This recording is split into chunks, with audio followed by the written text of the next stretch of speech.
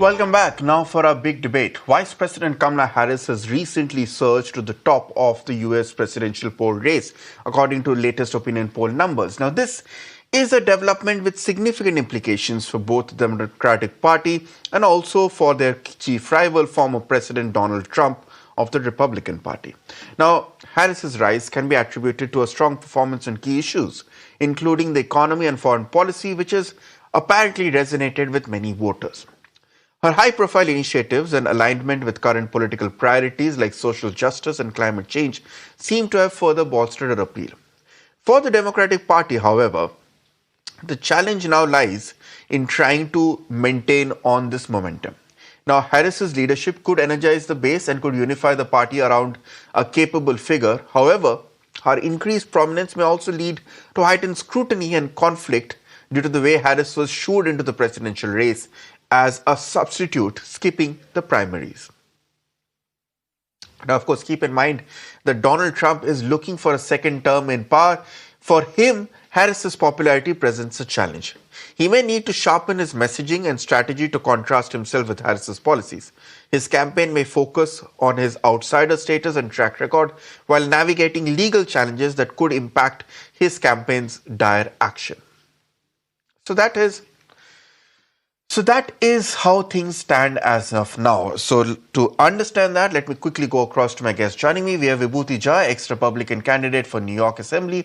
Also, I'm being joined by Ray Locker, journalist and author. Good morning, gentlemen. I'm guessing it's morning in the United States.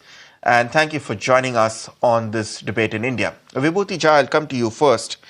What seems to have gone wrong, Mr. Jha? A couple of months ago, or maybe a month ago, when we were all watching those now iconic visuals of Donald Trump escaping an assassination bid and with his fist held high in the air, everyone thought that that was the moment that had sealed the elections for him.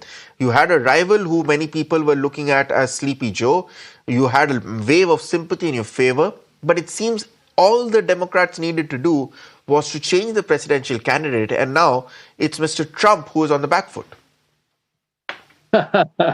You gave credence to the phrase that 7 days is too long in politics, and things happen. And as you rightly said, that you had projected that 225 delegates for Kamala Harris and 219 for Trump. So the battleground states will eventually decide who is going to be the next president. And those are Wisconsin, Michigan, Pennsylvania, Georgia, Arizona, and Nevada. So you are looking at a completely polarized country that votes according to two-party line system and how the independents get captured.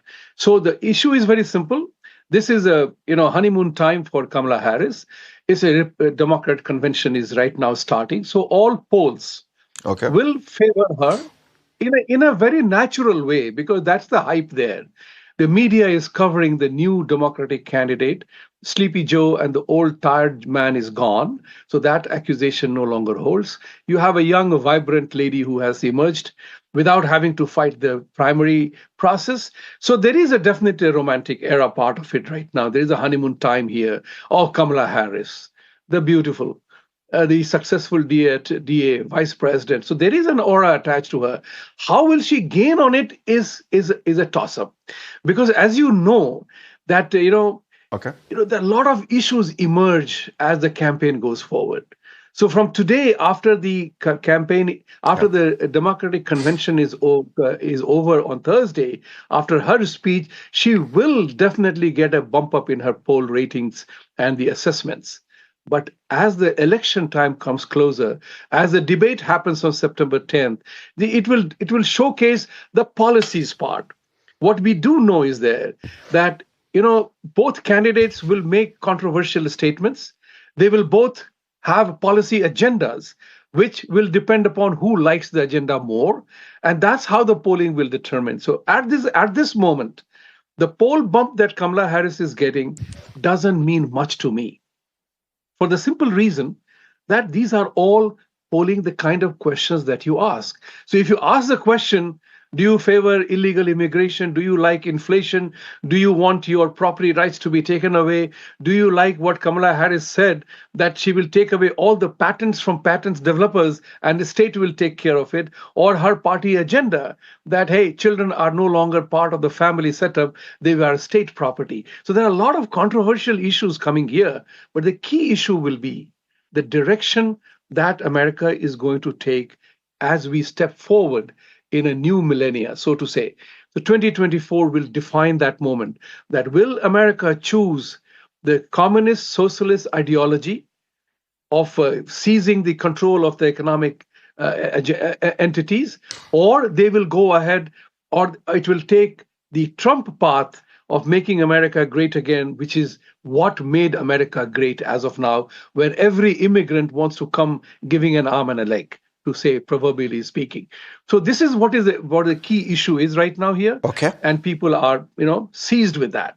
Yeah, policies will define who wins, not the freebie culture. That will not work anymore. It should, as it should in a healthy democracy, policies and not personalities should be the key defining factor.